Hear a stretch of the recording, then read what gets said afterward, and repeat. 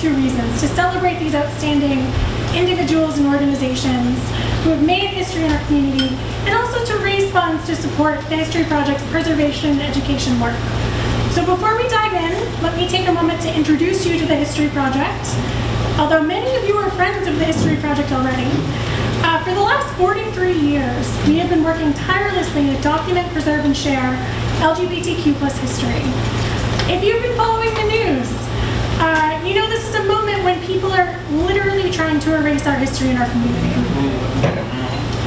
Our history's visibility matters, and the History Project is here to fight against that denialism. We know our history, and it's our responsibility to share that history, and to share our stories, and to bring our community together, especially during this time. So thank you for being part of that community.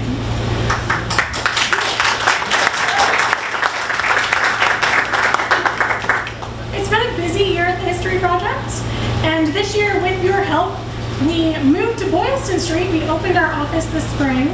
We are now at 565 Boylston Street. So if you haven't come to visit us yet, please reach out and we'll find a time to show you the new archive space.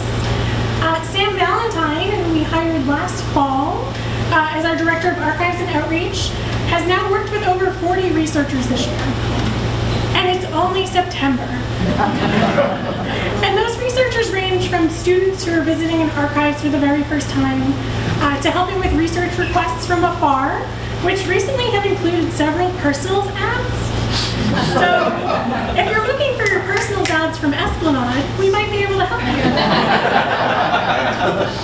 And we've also had the honor of being able to support the creation of Black, an oral history documentary and exhibit about Boston's Black LGBTQ+ community. Yeah.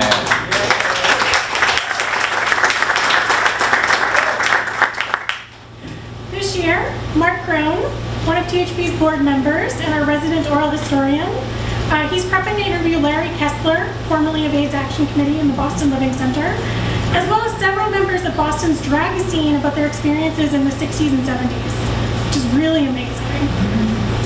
We got to show our exhibit, Kings and Queens, A Brief History of Drag, at the Central Square Theater. If you didn't get a chance, it is up in the back room, and I highly suggest it, not just because I wrote it.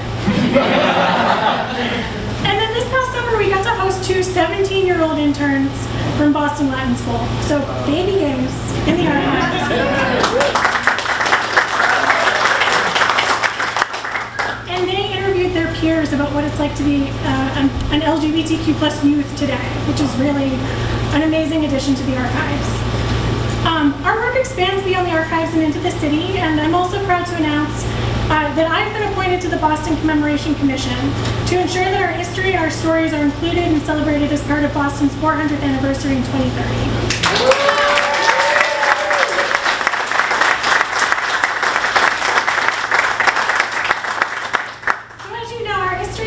About the past, but it's what we do as part of the LGBTQ+ community every day. Queer people are part of Boston's past, present, and future, and the History Project's job is to preserve, protect, and share our history for future generations to learn from and be inspired by. So your financial support helps us to safeguard our collective memory and our cultural heritage. And this work is especially important now in this political climate. We're living through the backlash to our progress, and there have been attempts, even here in Massachusetts, to ban LGBTQ+ inclusion in public education and to ban LGBTQ+ books in public libraries. These are attempts to erase our community and our history, and we're fighting against that backlash. We know our history, we share our history, and we have the receipts. They can't erase us.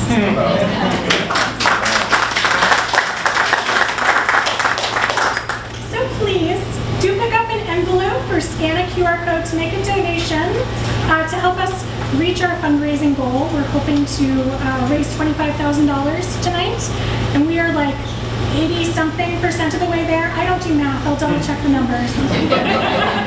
But if you see, our board members and our volunteers are all wearing little green flowers, so if you have any questions or if you want help with doing that, they can help you. Really, with your support, we can continue our free public programming, we can keep defending and protecting our history, and we can work with our community to ensure that our stories are never again on the margins of history.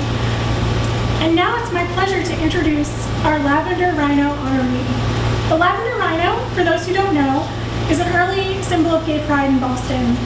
The creator chose a rhino because, like LGBTQ plus people, the rhino looks scary but is in fact very tame. My joke is that I'm not a zoologist, but I am a lesbian, and I know that that's not true.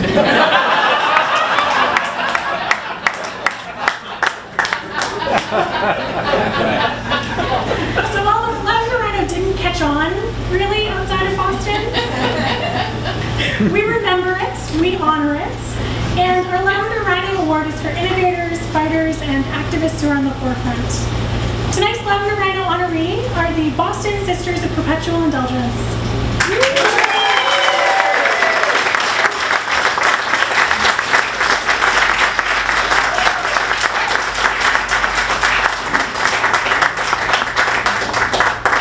I have more to say about you. The sisters have been around since 1979. They were founded in San Francisco, donning traditional nuns' habits to serve the community through their 5 tenets of ministry, activism, education, entertainment, and service. The Boston Sisters of Perpetual Indulgence are a house of the Sisters of Perpetual Indulgence, and since 2009, they've made an indelible impact on Boston's queer community. From marches, protests, and celebrations, the sisters have shown up for Boston's queer community. So you might know them for their drag bingo, which we have a bingo card. If you filled it out, there's a prize for you at the table. If you haven't filled it out, everyone gets a prize.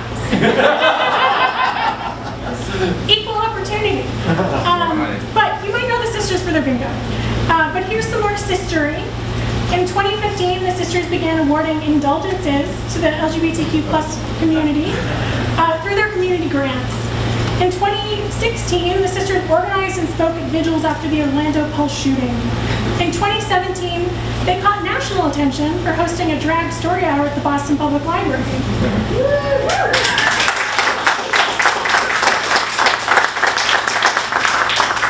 If you Google it, the blogs are wild. Crazy. Wild. And, you know, in 2020, they participated in the first trans resistance march here in Boston. That's not all. They've also fundraised and volunteered for countless organizations in Massachusetts. The sisters are an invaluable part of our community, and I'm so honored to award the Boston Sisters of Perpetual Indulgence with our 2023 Lavender Rhino Award.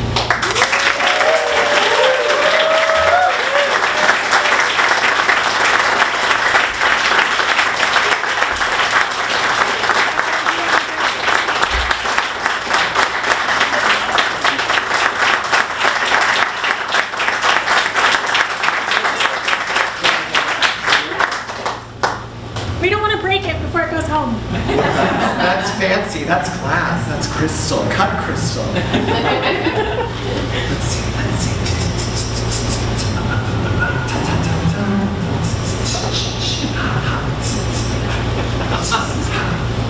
Hello, my name is Sister Lyda Christ, and I am a Boston Sister of Perpetual Indulgence.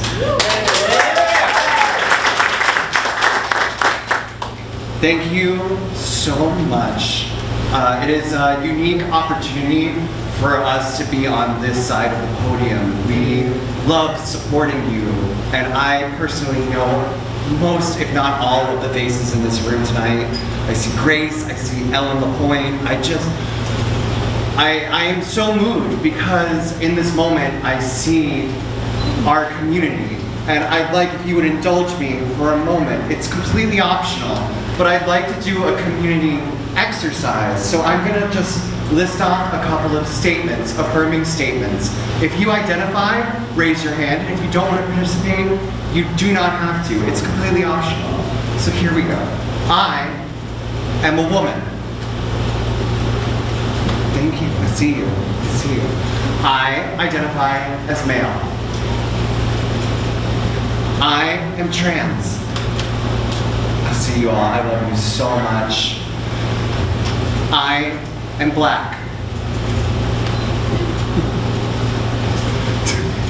I am white. I'm Hispanic. Yes. I am Asian. Y'all, we need to work on that. I am scared. That's okay. I am too. It's okay. I know my history. That's because of the History Project, y'all. We have such an amazing resource here.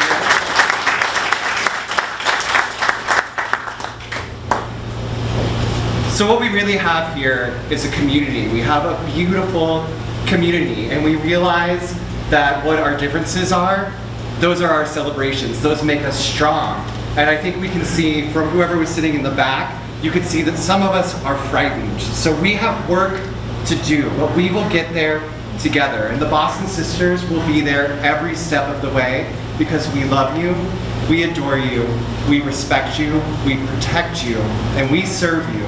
We are your sisters. Thank you so much.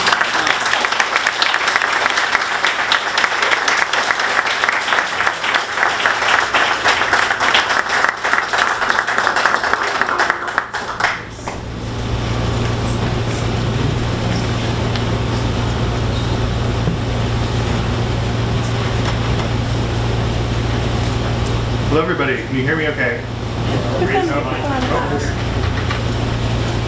Can you hear me now? Find my place, sorry. So it's really truly an honor to be in the room with Sisters for Perpetual Indulgence today. And can we give another round of applause for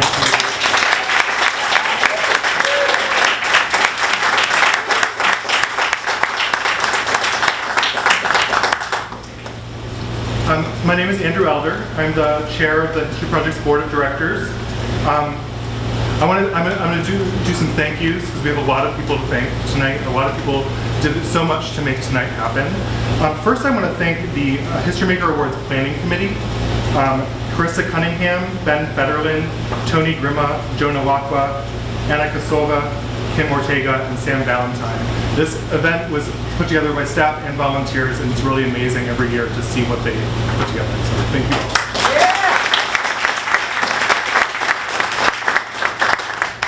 I also want to take a moment to extend my heartfelt gratitude to our generous host committee and sponsors who have made this evening possible. If you're in the room and you want to throw your hand up in the air, do so. But Kevin Hepner, Paka Zemba and Karen Kahn, Russ Lopez and Andrew Sherman, Jose Ricardo McDonald Figueroa, Stuart Landers, Tony Grima and Peter Muse, Richard Iangoli, Marvin Kabikoff, Neil Kane, Sarah Marina, and Jonah Lakwa, Sue Reamer, Martha Stone, and Jessica Taylor. Thank you all so much.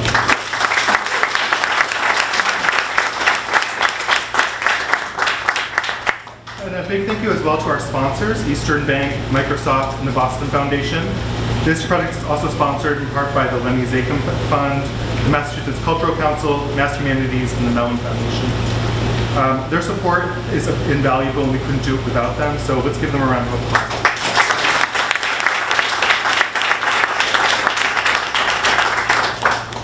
So, for more than 40 years, the History Project has documented and preserved the history of Boston's LGBTQ communities and shared that information with LGBTQ individuals, allies, organizations, and the public.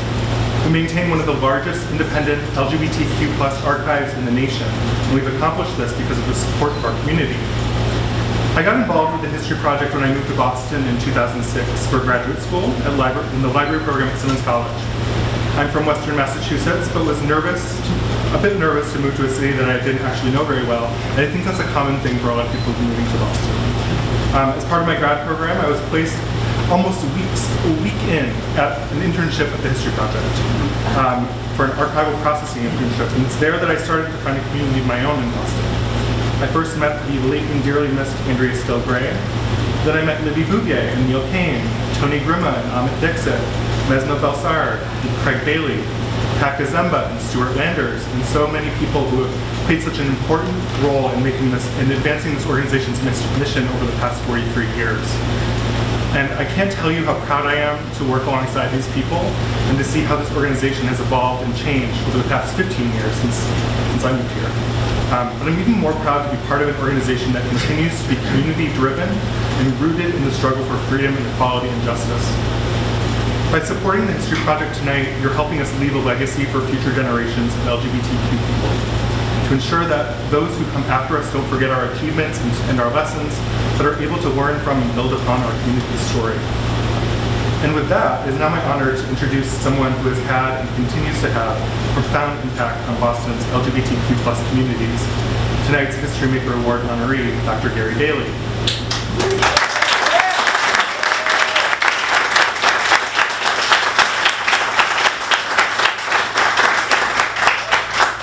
Dr. Daly is a social work leader and educator, a longtime advocate for people living with HIV and AIDS, an activist for Black and LGBTQ+ rights. Dr. Daly's unwavering dedication to social justice has left an indelible mark on the lives of numerous LGBTQ+ individuals, particularly LGBTQ+ youth, people of color, and those affected by HIV and AIDS. It's also my honor to announce that Dr. Daly's papers will be coming to the History Project.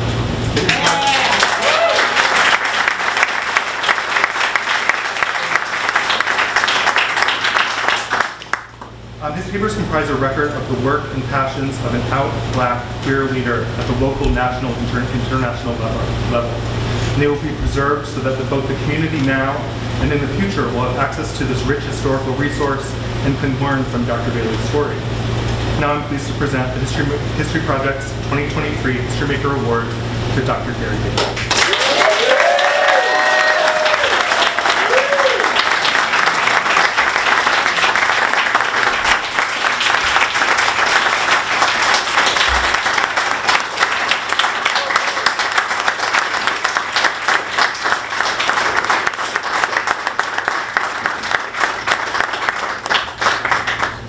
Thank you all.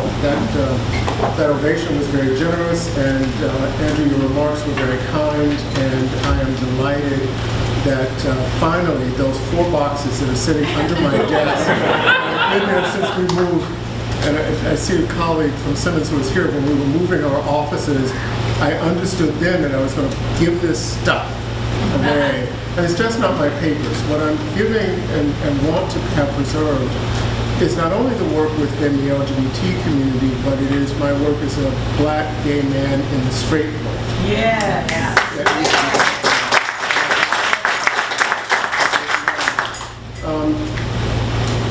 I'm absolutely delighted to be here, and I'm humbled by this recognition and seeing so many old friends here this evening. I am delighted to be in the company of former recipients, all of whom I know. Congressman Barney Frank. Barney and I don't always get along, but I respect Barney a great deal. But I loved his mother, Elsie Frank, to death. And then I can understand how difficult Barney could be if you knew Elsie. Former State Representative Byron Rushing, a dear friend. Mary Bresselauer, who we all owe an enormous debt of thanks to for all of her work and her stewardship. And I understand that John Ward is here, or was here. He was. And so to thank John Ward as well. Who would we be without Grace Sterling Stoll?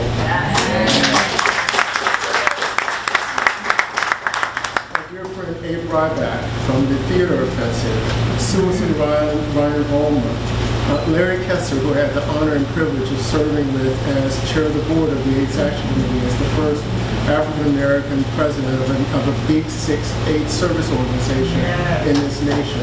And I see David Aaronstein, who was there, who was part of that team as well, and Carissa Cunningham, who was also part of our team at AIDS Action. And that was such an important moment. I'll talk a little bit more about that.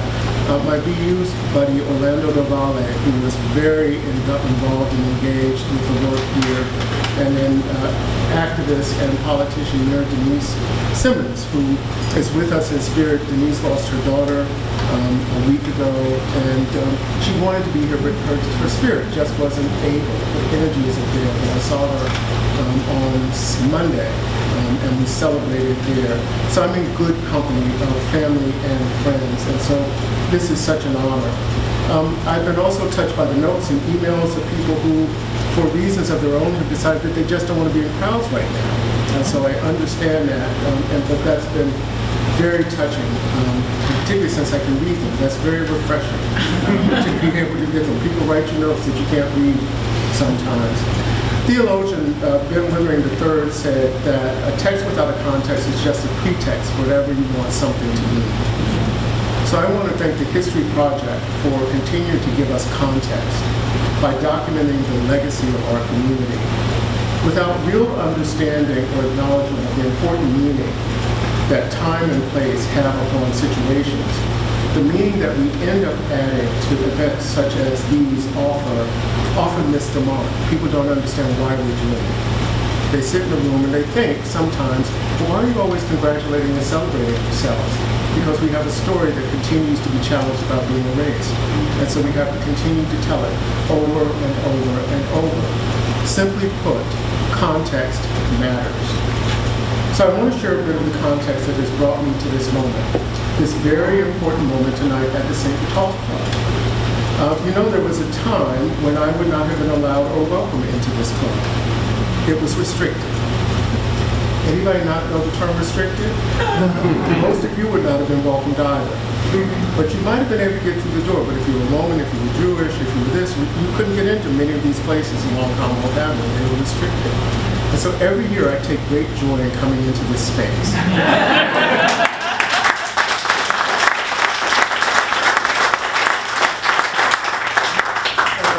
Thank the members of the board who make this happen. This is very generous to be able to bring this event here, but it is significant.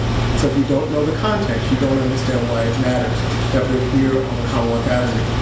Ann Richards, the late Texas governor, used to say of Ginger Rogers, used to use Ginger Rogers as an example of double standards, and she said that after all, Ginger Rogers did everything that Fred Astaire did.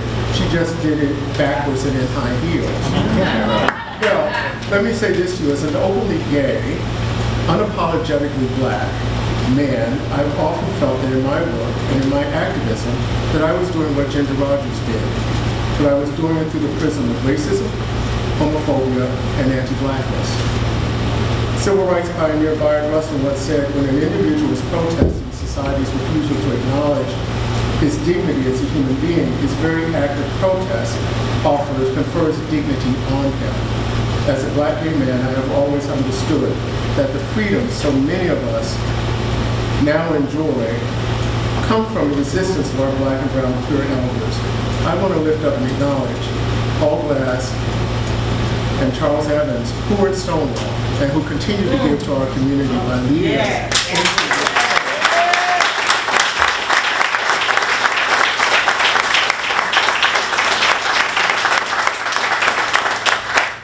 Along with so many others on that June evening in 1969, the words of civil rights activist Fannie Lou Hamer, they got sick and tired of being sick and tired.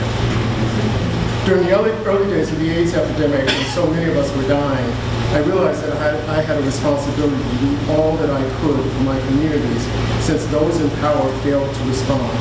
And from all appearances, seemed not to give a damn about the loss of gay lives. And black lives most certainly didn't matter. Psychiatrist Franz Fanon said that none of us eat the fruit of the trees that we ourselves have planted. So for others who have come after us, we have to keep planting. I would not be here this evening if it were not for the bounty of people such as Dr. Joseph Bede and Arnold Sapinger, whose activism and leadership are legendary. Their 50-plus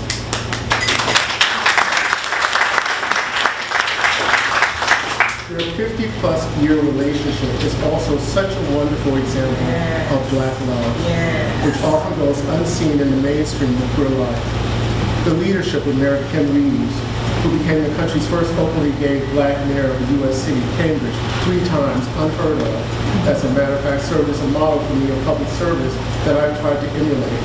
My sister, Miss Jo Davis, who showed me that allyship was not enough, that being a co-conspirator was the way to make real change, and having faith that real change was and is possible still serves me well. Yes. My colleagues at Simmons University for 25 years have allowed me to be me, which is a bit of a challenge. The number of times that I've had to go to various presidents to say, you're going to see something in the Globe that I said. I did say it, but I didn't say it quite so harshly. Can you let the trustees know that I admitted it so that no one has to come for me, because I'll bite back. But I know that my Simmons colleagues really embrace the true meaning of everyday leadership. And it is not only encouraged, but it is celebrated. It's been a safe haven in times of troubled waters. To be black And to be, Ayanna Pressley said, to be black and be a woman is the dichotomy of being hyper-visible and invisible, both at the same time. The experiences felt similarly for me, though I would not call out what it means for women.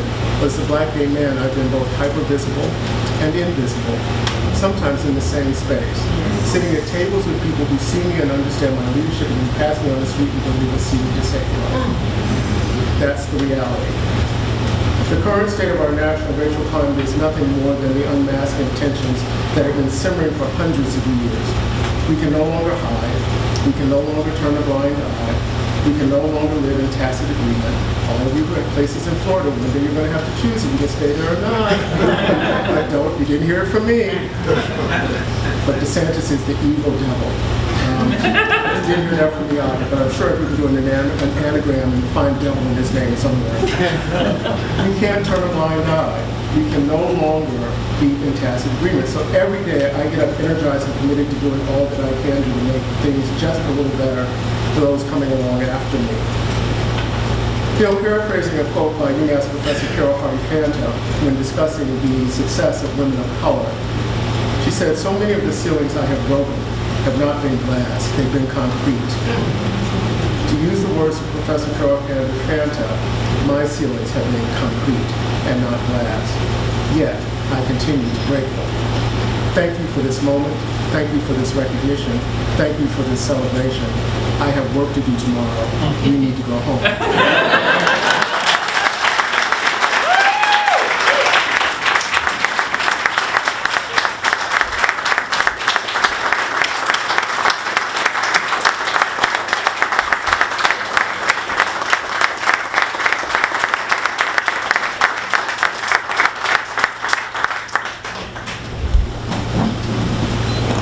Thank you so much. This microphone, y'all.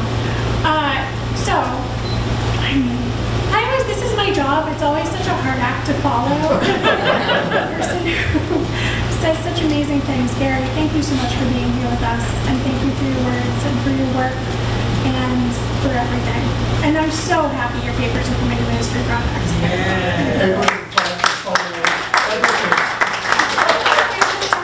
Is what we call that. So, as we approach the end of our program, I just want to thank each and every one of you for being here tonight. Your presence, your support, and your generosity really mean the world to us. Together, we can make sure that our stories are never again on the margins of history. And our growth and our efforts to document, preserve, and share our community's powerful and complex history can only happen with your financial support and the support of our community. And your presence here tonight is vital, especially during this backlash against LGBTQ+ visibility and equality. So before you leave, please consider making a final donation, or you can set up a recurring donation.